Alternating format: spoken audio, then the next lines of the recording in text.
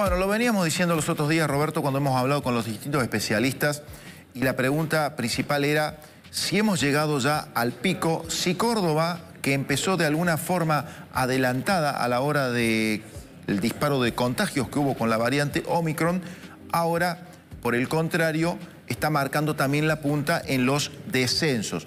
Los datos, si bien el lunes siempre uno lo toma con cierta pinza, porque viene después de fin de semana, pero estarían marcando por lo menos un amesetamiento. Habrá que ver qué pasa. Sí, todavía todos los especialistas coinciden que es provisorio. En un ratito vamos a estar haciendo justamente nuevas consultas sobre el tema, pero bueno, por ahora marcan que aquella ola de casos de 14.000 casos que tenía Córdoba, bueno, habría descendido.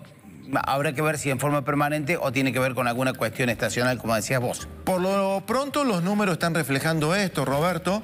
A nivel país también ha habido una leve baja, recordarán ustedes esa suba estrepitosa que tuvimos por encima de los 110.000 casos, ahora ubicándose en 88.352, con 51 muertes.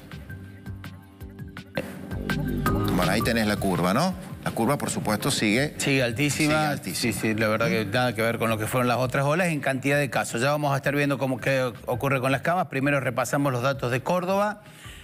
9.960 casos reportados hoy, 7 muertes. Esta mañana en Arriba Córdoba un especialista nos decía lo mismo que comentábamos acá y que dicen todos los especialistas, que hay que multiplicar por 3,5, por 4, cantidad, los casos formalmente detectados en el sistema con la cantidad de casos reales que hay.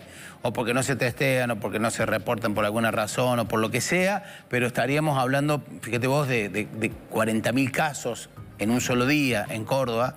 El 1% de la población es mucho, ¿no? Uno debe suponer por lógica que con tanta gente contagiada, porque prácticamente no hay nadie que uno conozca que no se ha contagiado en los últimos días, debe decir, bueno, hasta acá llegamos, tiene que haber un techo. Bueno, ojalá eso es lo que estamos esperando todos, encontrar ese techo. Pero fíjate vos, el dato que comienza a encender alguna señal de alarma, que veníamos con mucha tranquilidad respecto a que todo el descenso de casos y fundamentalmente el alivio que tenía, el alivio transitorio del sistema sanitario, ahora comienza, como decíamos, a encenderse algunas señales de alarma. Porque pasamos de los días previos a la Navidad, con 51 internados en Córdoba, el 1,5% de las camas críticas, fíjate vos la escalera con los peldaños cada vez más pronunciados para en tan solo 3 semanas llegar al 20,5% de la ocupación de camas en promedio, porque hay algunos casos de algunos hospitales, fundamentalmente dedicados a la atención del COVID,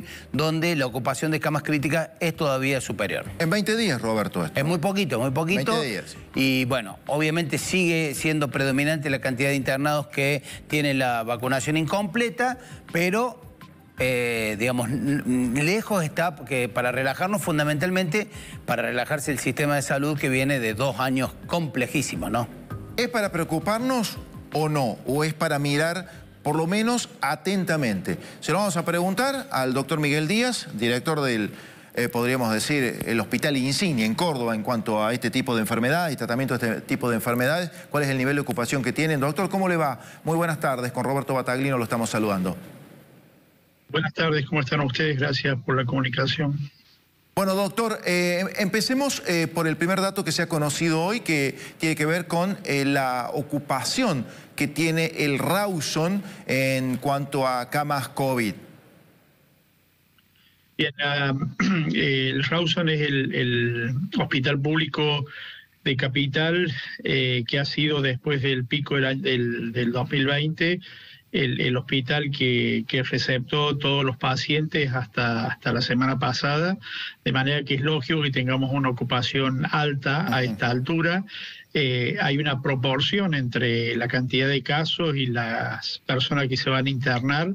Acá me parece que hay 2 o 3 cuestiones importantes. En primer lugar, que el 90% de ocupación no significa ni desborde ni saturación del sistema, que hay otros hospitales que están empezando a dar respuesta a esto. En segundo lugar, que de la gente, las personas internadas, la mayoría o no tiene esquema completo o no está vacunado. Eso es muy importante decirlo porque a todas luces la vacuna actúa como protectora de este tipo de situación. Y en tercer lugar, creo que hay que un poco tratar de desmitificar esta cuestión que creo que en principio surge de los mismos especialistas, de los mismos sanitaristas, de que variante Omicron no iba a producir internación y que el sistema iba a estar totalmente relajado.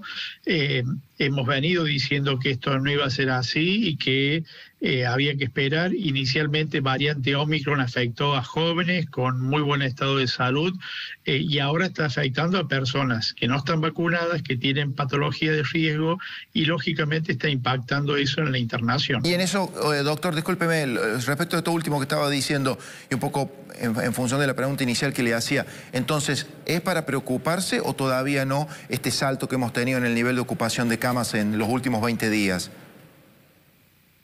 Es para, ponerle atención para saber que no es una variante que no provoca internación y que no provoca enfermedad grave y estar alerta en el sistema de salud porque después del pico de casos, que en realidad ojalá hubiera sido la semana pasada o estos últimos días, viene el pico de internación, ¿no? Entonces ojalá estemos en estos días en el pico de internación. Ahora, si aumentan nuevamente los casos, vamos a sentir más presión sobre el sistema sanitario y en un sistema que ya está cansado, que hace 2 años, como dijeron ustedes, está trabajando a destajo y con mucho estrés, complica la situación, ¿no? En este sentido, hoy el gobierno de la provincia de Buenos Aires informó que aquel personal médico que esté cursando la enfermedad, pero que no tenga síntomas, puede volver a trabajar y lo destinarían al área justamente de pacientes con COVID, digamos, como por ahí no correría riesgo de una infección a otras personas. ¿En Córdoba se evalúa una medida de ese tipo? Todavía no, yo no he tenido una consulta al respecto del Ministerio de Salud. La semana pasada, cuando se reunió el viernes pasado el comité asesor del Ministerio de Salud, no se trató este tema. Personalmente creo que es un riesgo esto. No todas las personas tienen hecha la secuenciación viral, están circulando 2 variantes, si bien Omicron es la predominante, también tenemos algo de circulación de variante Delta. Por lo tanto, hoy por hoy, si el sistema no está desbordado, y esto tiene que ver con el personal de salud, creo que no se debería hacer trabajar a las personas que están enfermas. Sí creo que a los contactos estrechos, como se está haciendo, se los puede hacer trabajar respetando todas las medidas, pero yo no creo que una persona infectada, por más bien que se sienta, deba concurrir a trabajar. Hay que tener en cuenta que en algún momento entra en enfermedad crítica COVID, eso no lo podemos predecir, y por otra parte un personal sanitario que aunque sea sintomático, puede transmitir el virus y eso también se transforma en un riesgo, aunque esté en un área COVID, ¿no?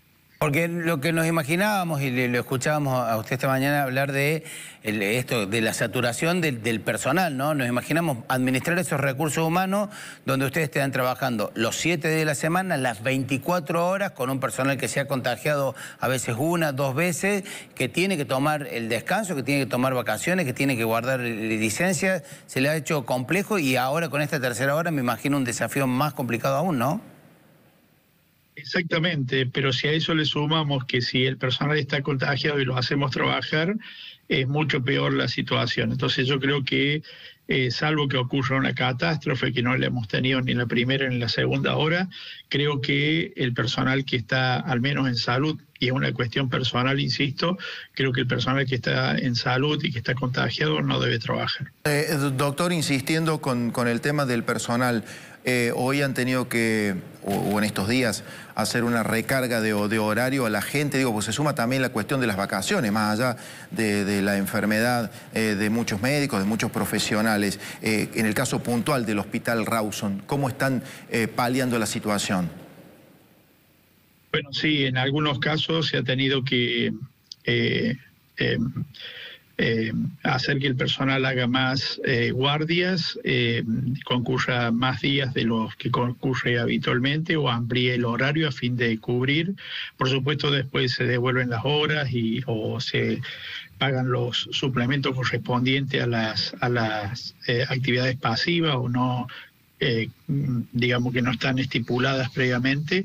Pero sí, la verdad que en este momento de gran demanda, no solamente demanda en la consulta externa habitual por enfermedad respiratoria, sino en esta gran ocupación que tiene el hospital en época de vacaciones y con mucho personal enfermo también, por supuesto que hay que diagramar de otra forma y hacer una reingeniería de toda la organización hospitalaria para dar respuesta, ¿no? Bueno, doctor, como siempre, muy gentil para atender a Telenoche y evacuar las dudas en la medida de lo posible. Así que tenga un buen año un poquito más tranquilo, ojalá así sea, ¿no? Bueno, ojalá. Muchas gracias a ustedes. Que gracias, doctor, muy gentil. Hasta luego.